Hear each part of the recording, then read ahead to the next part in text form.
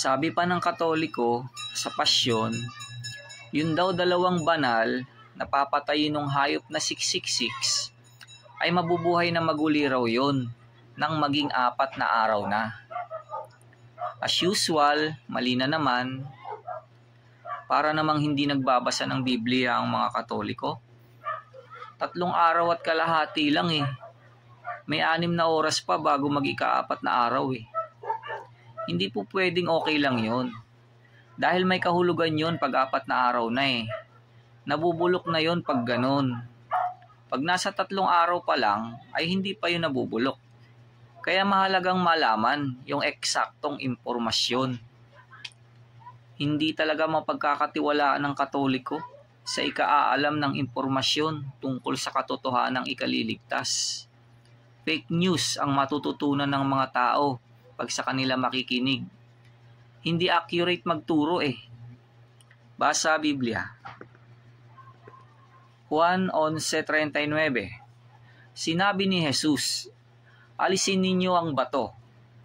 Si Marta, na kapatid niyang namatay, ay nagsabi sa kanya, Panginoon, sa ngayon ay nabubulok na ang bangkay, sapagkat may 4 na araw nang siya'y namamatay.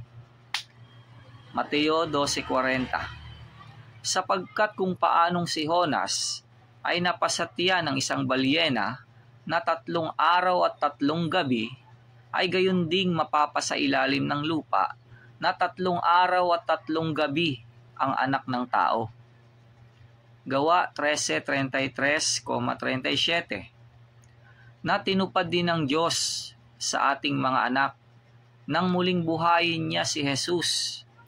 Gaya naman ng nasusulat sa 2 awit. Ikaw ay aking anak, sa araw na ito ay naging anak kita. Datapwat yung binuhay na maguli ng Diyos ay hindi nakakita ng kabulukan.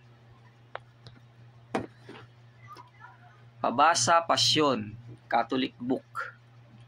Bagaman at ipapatay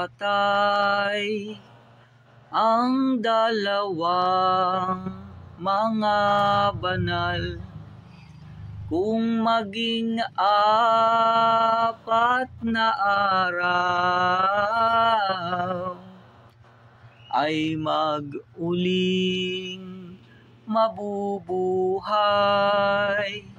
sa Diyos na kalooban.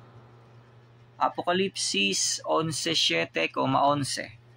At pagka natapos nila ang kanilang patotoo, ang hayop na umahon mula sa kalaliman ay babaka sa kanila at pagtatagumpayan sila at sila'y papatayin. At pagkatapos ng 3 araw at kalahati, ang hininga ng buhay na mula sa Diyos ay pumasok sa kanila at sila'y nangagsitindig at dinatna ng malaking takot ang mga nakakita sa kanila.